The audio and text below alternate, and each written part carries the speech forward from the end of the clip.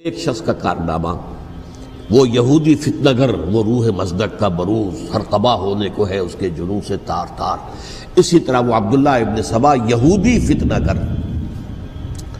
آج اہل تشیع میں سے بعض حضرات کہتے ہیں کہ یہ عبداللہ ابن سبا یہ تو افسانوی شخصیت ہے، اس کی حقیقت کوئی تھی ہی نہیں، حالانکہ ان کی اپنی کتاب میں رجال کشی کے اندر اس کا ذکر موجود ہے، اور یہ بھی موجود ہے کہ حضرت علی رضی اللہ تعالیٰ عنہ نے اپنے عہد خلافت میں اسے زندہ جلوایا ہے۔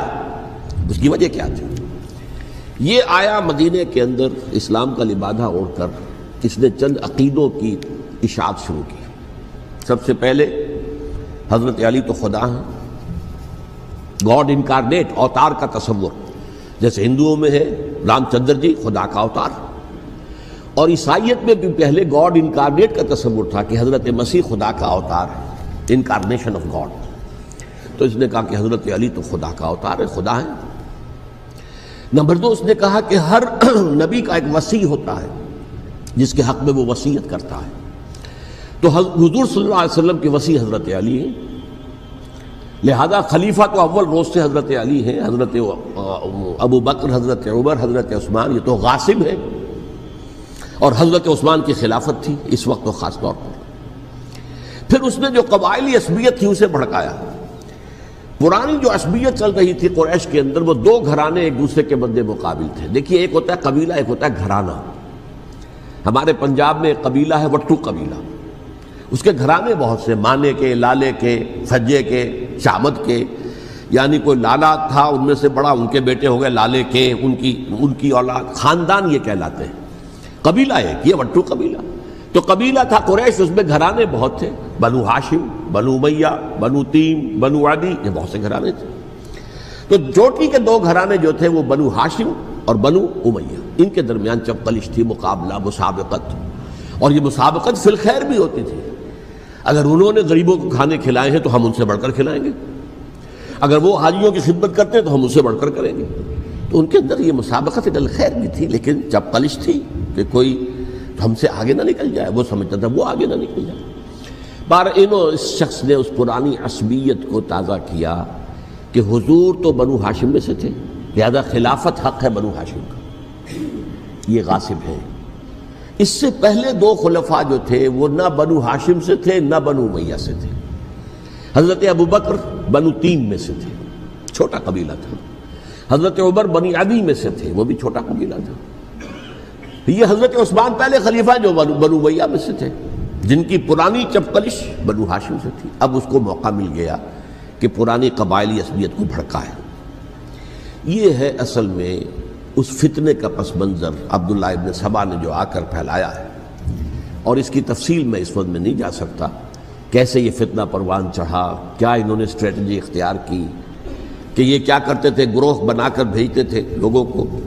کوفے میں جاؤ تو وہاں پر دمشق کے گورنر کے خلاف اور مصر کے گورنر کے خلاف الزامات لگاؤ، اس نے یہ کیا، وہ غبن کر گیا، وہ یہ کر گیا، وہ خیانت کر رہا ہے، وہ رشتہ داروں کو پال رہا ہے، اور عثمان کے خلاف بھی تقریریں کرو رضی اللہ تعالیٰ عنہ۔ دمشق میں جاؤ تو کوفے کے گورنر کے خلاف، کیونکہ دمشق کے گورنر کے خلاف بات کرو گے تو لوگوں کو معلوم ہوگا کہ یہ جھوٹ بول رہے ہیں، لیکن یہ کہ وہاں تو تم بات کرو کوفے کے گورنر کے خلاف اور مصر کے گورنر کے خلاف اور حضرت عثمان کے خلاف۔ مصر میں جاؤ تو بات کرو کوفے کے اور شام کے گورنر کے خلاف اور حضرت عثمان کے خلاف۔ یہ انہوں نے ایسا اٹھایا، اور اس زمانے میں آپ کو معلوم ہے ذرائع رسل و رسائل تھے نہیں، نہ اس فتنے کی پتہ چل سکا جب تک کہ وہ فتنہ جو ہے پوری طرح برگ و بار لا کر تراور درخت نہیں بن گیا۔ اس کے نتیجے میں حضرت عثمان رضی اللہ تعالیٰ عنہ شہید ہوئے، اور خلیفہ پھر حضرت علی رضی اللہ تعالیٰ عنہ کو انہی سوائیوں نے، جنہوں نے گھیراؤ کیا تھا، جنہوں نے حضرت عثمان کو شہید کیا ہے، یہی حضرت علی رضی اللہ تعالیٰ عنہ کے ارد گرد ہو گئے۔ اور حضرت علی رضی اللہ تعالیٰ عنہ بھی نہیں چاہتے تھے خلافت کی بیعت لینا، لیکن آخر کیا کرتے؟ کیا وہ امت کو بغیر خلیفہ کے چھوڑ دیتے؟ حضرت زبیر سے کہا گیا، انہوں نے نہیں مانا، رد کر دی بات۔ حضرت طلحہ سے کہا گیا، انہوں نے نہیں مانا۔ حضرت علی سے کہا گیا، اب عشرہ مبشرہ میں سے یہی تو تھے نا، لہذا انہوں نے تسلیم کر لیا، خلافت ہو گئی۔ لیکن اس کے بعد جو خانہ جنگی ہوئی ہے، اس خانہ جنگی کے نتیجے میں نوٹ کر لیجئے کہ 1,00,000 کے قریب مسلمان ایک دوسرے کی تلواروں اور نیزوں اور برچھیوں اور تیروں سے ختم ہو گئے، ہلاک ہو گئے۔ یہ ہماری تاریخ کا تاریک ترین باب ہے۔ 5 سال، 4.5 سال حضرت علی کی خلافت کے اور 6 مہینے حضرت حسن کی خلافت کے رضی اللہ تعالی عنہ۔ اس سے کیا ہوا کہ ایک طرف تو اسلام کی جو توسیع ہو رہی تھی، تھمتا نہ تھا کسی سے سیل رواں ہمارا، وہ سیلاب رک گیا، انٹرنل سیبوٹاج ہو گئی نا، اب تو اندر ہی آپس ہی میں اگر دستوں گریبان ہو گئے تو باہر اب کیا توسیع کرتے ہیں، وہ توسیع کا عمل رک گیا۔ اور یوں سمجھیے کہ جیسے ٹرک اگر کبھی چل رہا ہو، بھرا ہوا ہو، لوڈڈ، اور وہ چڑھائی چڑھ رہا ہو، تو اگر کہیں موشن ٹوٹ جائے، ٹرک کو رکنا پڑے، تو ڈرائیور کے جان پر بن جاتی، اس لیے کہ اس کو دوبارہ سٹارٹ کرنا، اور جبکہ وہ چڑھائی پر ہے، انکلائن پر ہے، آسان کام نہیں ہوتا، خطرہ ہوتا ہے وہ پیچھے جو ہے وہ نہ جائے۔ اور پہاڑی علاقوں میں آپ کو معلوم ہے ذرا پیچھے چلے جانے کا مطلب جو ہے بہت خطرناک جو ہے نتیجہ نکل سکتا ہے۔ بہرحال حضرت علی رضی اللہ تعالیٰ عنہ نے اپنے خلافت میں ایک کام یہ کیا، اب اس کی کیا مصلحتیں تھیں یہ تو انہی کے علم میں ہوگا، ہم قیاس کر سکتے ہیں، میں اس میں نہیں جانا چاہتا۔ ابھی تک خلافت کا مرکز تھا مدینہ منورہ، حضرت ابوبکر، حضرت عمر، حضرت عثمان، وہیں جہاں حضور صلی اللہ علیہ وسلم رہے تھے اور جہاں پر کہ حضور مدفون تھے۔ لیکن حضرت علی نے اپنا مرکز جو ہے وہ کوفہ بنا دیا۔ اچھا، اس کی ایک ظاہری وجہ یہ سمجھ میں آتی ہے کہ اسلام کا جو پھیلاؤ ہو گیا تھا، وہ سلطنت اتنی وسیع ہو گئی تھی کہ مدینہ منورہ بہت جنوب میں اور بڑے صحرا کو عبور کر کے جانا ہوتا تھا۔ کوفہ جبکہ ایسی مقام پر تھا کہ جہاں سے مشرقی راستہ جا رہا ہے ایران کو، عراق کے اندر تو ہے وہ شہر کوفہ، اور پھر ایران اور خراسان اور ہندوستان کو راستہ جا رہا ہے، وہیں سے شمال کی طرف جا رہا ہے، شام کی طرف اور ترکی کی طرف، اور وہاں سے پھر یہ کہ مغربی افریقہ کو بھی کنٹرول کرنا، جو شمالی افریقہ کو، وہ بھی آسان تھا۔ بہرحال حضرت علی نے کوفہ کو اپنا مرکز بنایا، اور نتیجہ یہ ہوا کہ سبائیوں کا بھی مرکز وہی بن گیا، چونکہ انہوں نے اپنے آپ کو گردا گرد رکھا حضرت علی کے رضی اللہ تعالیٰ عنہ۔ اب ظاہر بات ہے کسی پرٹیکولر پرسن کے خلاف تو کوئی مقدمہ موجود تھا نہیں، بلکہ جب جنگ جمل ہو رہی تھی، ابھی جنگ نہیں ہوئی تھی، حضرت عائشہ، حضرت طلحہ، حضرت زبیر وہ لے کر آئے تھے ایک لشکر اس مطالبے کے لیے کہ حضرت عثمان کے قاتلوں کو سزا دی جائے، قصاص لیا جائے۔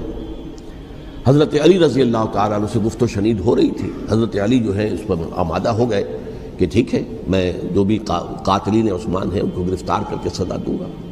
عین اسی وقت کوفے کی مسجد کے اندر جو ہے 10,000 کا مجمع کھڑا ہو گیا، ہم سب قاتل عثمان ہیں، لو ہم سے بدلہ کہاں سے لوگے۔ اور انہوں نے کیا کیا، جاتے ہی جنگ چھیڑ دی، اور جب چھڑ جائے تو یا مرو یا مارو، اس کے علاوہ تو کوئی چارہ کار ہوتا ہی نہیں۔ ایک رات میں 10,000 مسلمان شہید ہوئے، جن میں 2 عشرہ مبشرہ میں سے حضرت زبیر اور حضرت طلحہ رضی اللہ تعالیٰ عنہ۔ تو یہ صورت تھی، سبائیوں نے گھیراؤ کیا حضرت علی کا رضی اللہ تعالیٰ۔ حضرت معاویہ دعوے دار نہیں تھے خلافت کے، قطعاً نہیں، ان کا صرف ایک دعویٰ تھا، اور وہ یہ تھا کہ عثمان کے قاتلوں کو گرفتار کرو، یا خود سزا دو یا ہمارے حوالے کرو، ہم اس سے قصاص لیں گے۔ اس لیے کہ قبیلہ بنو امیہ کا تھا، اور حضرت ابی معاویہ بنو امیہ میں سے، تو ایک خاندانی طور پر جو ہے ہم قصاص لیں گے ان سے جنہوں نے قتل کیا ہے حضرت عثمان کو۔